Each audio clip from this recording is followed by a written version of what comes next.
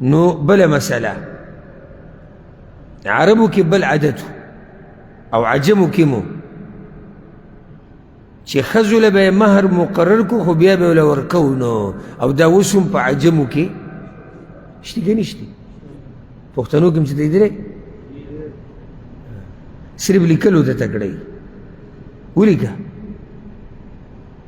ولیکه لس تولې او ولیکه شل تولې دا بیا ورکول غواړي دا قرض دی ستا په ذمه دې خبرې ته کولاو که لکه څنګه چې په تا باندې بهر دی یو کس قرض یې که او ته منډه کوي چې دا قرض ورکول غواړي د دې ښځې په تا باندې دا مهر قرض پاتې دی قیامت په ورځ به د الله تپوس که وآتوا النساء صدقاتهن نحله او ورکوي ښځو ته مهرونه د هغوی په خوشحالۍ سره نحله خوشحالۍ سره یا د هدیې په طور تحفې په طور ښه په خوشحالۍ ورکوئ او دا مهر ګوره دې دپاره یي چې دا زنانه دومره راځي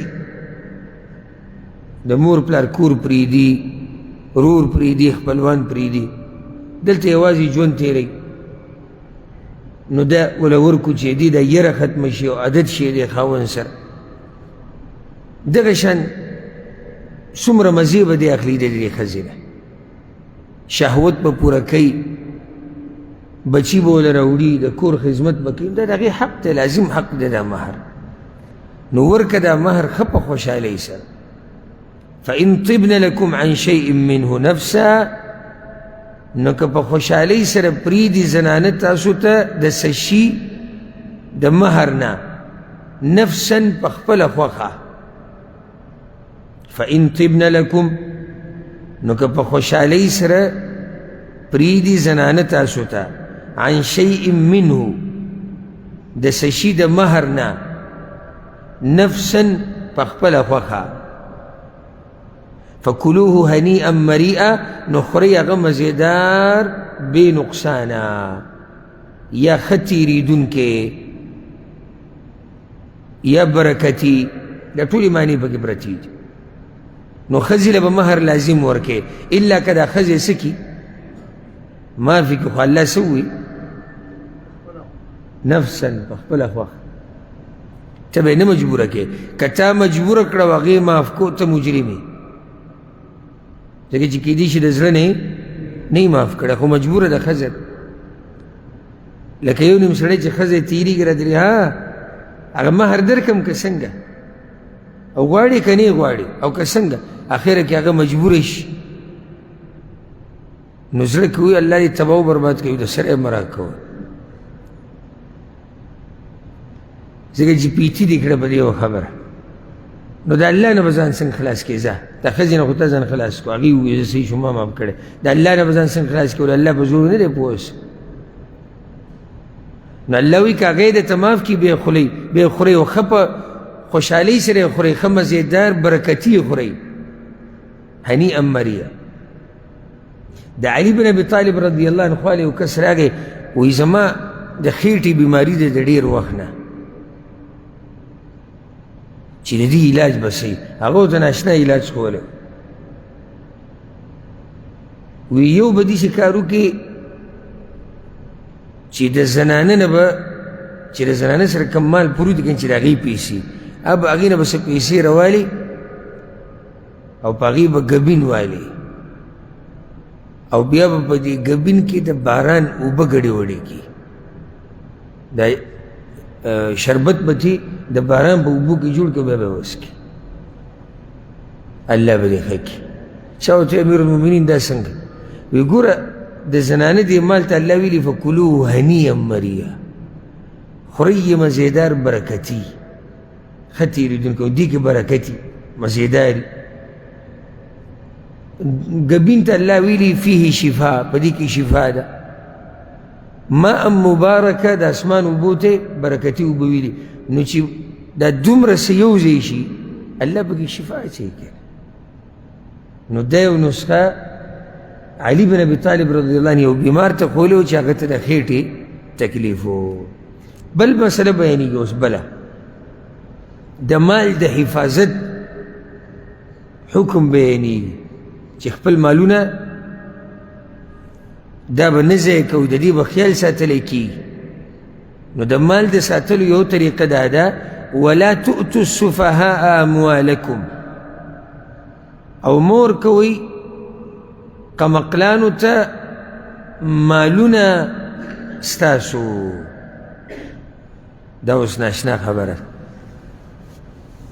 مالونه ستاسو. دا سفها څوک دي؟ دې له به راشو بیا به تفصیل وکړو. دې کې د علماو یو څو خبرې دي. یو دا وایي سفها یتیمانانو ته وایي، یتیمانانو ته مالونه مه ورکوئ. ولې مه ورکوئ؟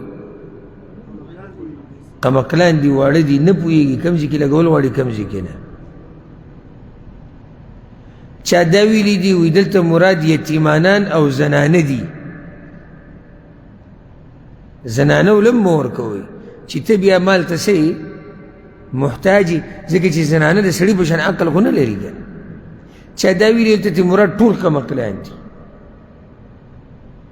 او قمقل نه مراد ګوره قمقل دا نه مطلب نه، اکثر دا پښتانه قمقل ټکي چې ورته ووایي نو ذهن ته لیونی راشي چې روډ کې منډې وایي. قمقل څه مطلب دی؟ د دنیا په دې امورو کې عقل په نسبت د مشر سړي څه دی؟ کم دی. دا مطلب دی کم عقل. قمقل نه مراد لیونی نه دی دلته ګورې چې لیونی. نو زنانه د نارینه په مقابله کې عقل څه دی؟ کم دی. ماشوم عقل کم دی، یتیم عقل کم دی. نو دوی له مه ورکوئ مالونه خپل. نو دا مالونه زمونږ دي که د هغوی دي؟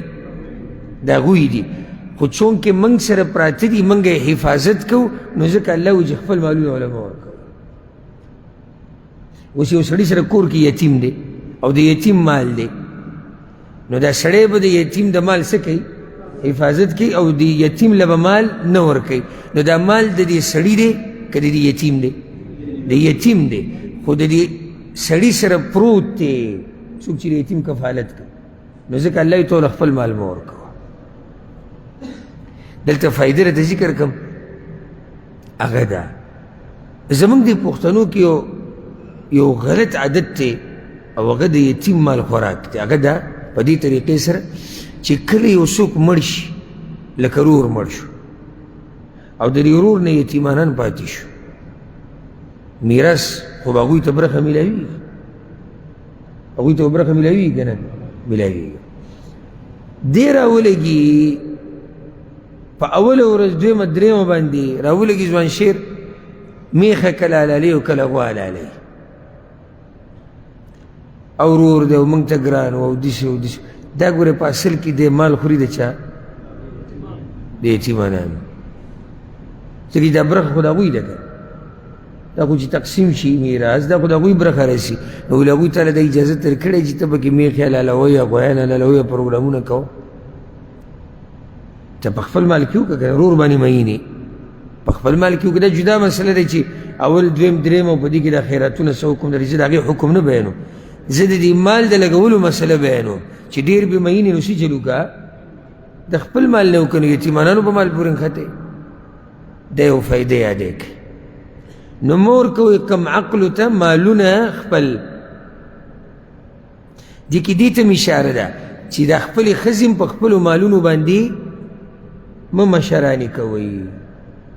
دا به کوم دننه یو پټه خبره پرته ده. بعضو یارانو کور کې څوک مشرانې کړي؟ ښځې. نو پیسې ټولې د چا په لاس دي راځي؟ د ښځې. او دا د فخر سره موږ زما هر څه د وړو د مور په لاس دي. نو دا سره صفت خبره خو نه ده، دا خو عیب دی. ځکه چې هغه عقل کې ستا نه څه ده؟ کمزوري ده. نو چې عقل کې ستا نه کمزوري ده نو ته څنګه هغې له مال ورده خپل مال ته خرابوې. او چې پلار سره مالي کم بچي ته ضرورت دی کم ته نه دی، څومره په طریقه یې لګوي. ښه مور سره مال پروت دی نو کم بچی چې ورته ډېر وجاړي هغه له به ډېرې پیسې ورکوي، په کم چې ډېره مینه ده هغه له به ډېرې ورکوي. مال تباه کېږي روان دی که نه؟ ها اوس که دومره د ضرورت مال ته ورکړي چې هغه کور کې لګي، لکه د کور خرچه شوه یومیه خرچه ده یا د میاشتې خرچه ده، دوی پې سالن راوړي، یو شی بل څه خبره نه، خو مکمل اختیارات هغه ښځو له ورکول دا طریقه دا صحیح نه ده.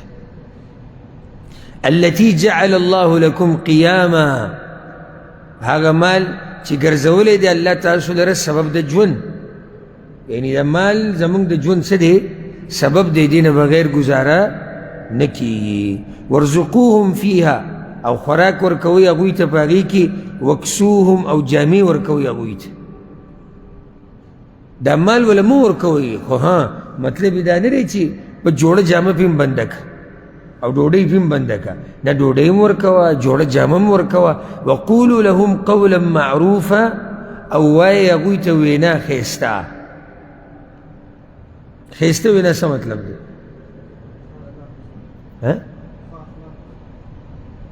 او دغه مطلب شو ښایسته. ښایسته او ښه اخلاق یو شی نه دی، خو دا ښه اخلاقو سره وینا څه ته وایي ځه، نو نرم هم ښایسته اخلاق نه شو.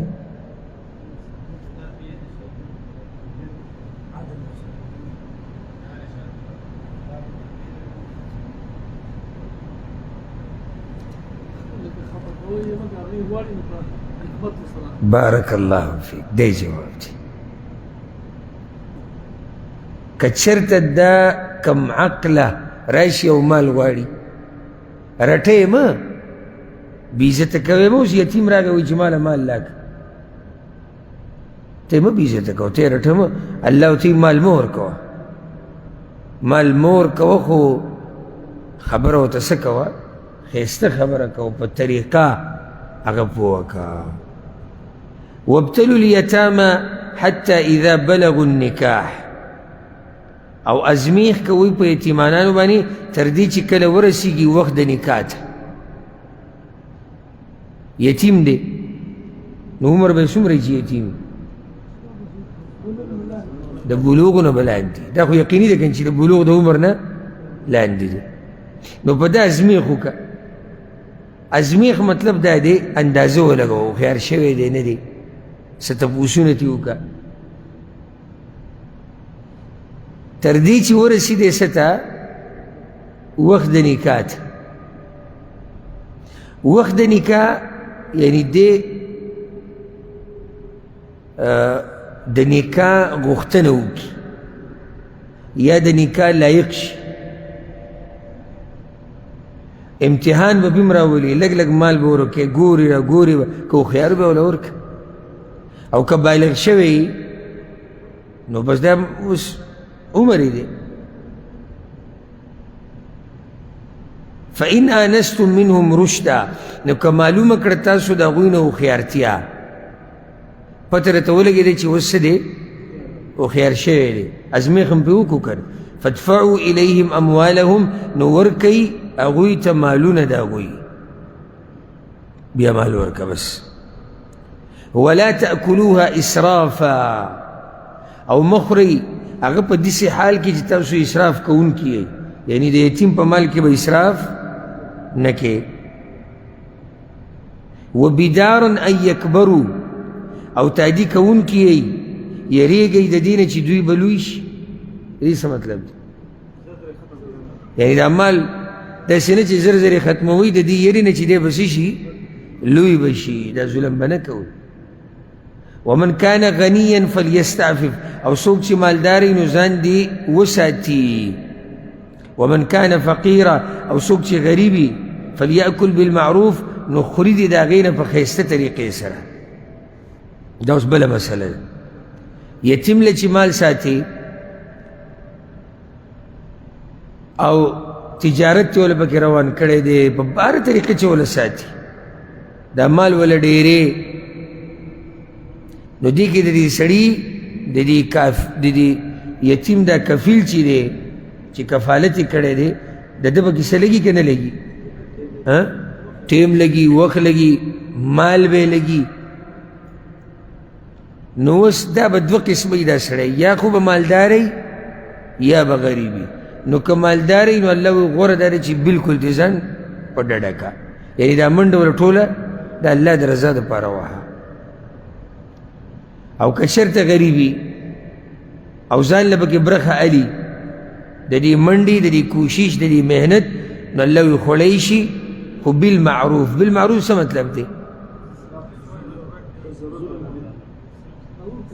د عرف مطابق عرف مطابق یعنی د هغه وخت حالات او خلق سوی چې دومره منډه څوک وي هغه د څومره پیسو حقدار کېږي دغه حالاتو ته دې وګوري او دومره مال دې دې ځان له والي که غریب وي او غوره څه ده غوره دا ده چې ځان ته بلکل وساتي فاذا دفعتم الیهم اموالهم نو کله چې ورکوئ تاسو هغوی ته مالونه د هغوی فاشهدوا علیهم نو ګواهان پیش کوئ په هغوی باندې وکفى بالله حسیبا او کافي دی الله حساب کوونکی ولې به شهیدان جوړ کړئ سبا د باندې دعوه ونه کړي جاښه جوړه نه شي سبحان الله ښایسته دین دی والله قسم پې درته خورم که موږ په دې دین صحیح عمل وکړو که نه نو دا جاښې دا اختلافات دا وراني دا جنګ جګړې دا هر څه به ختم شي خو معاشره کې چې څه دا ګډوډ کارونه او خبرې راغلي دي نو زموږ د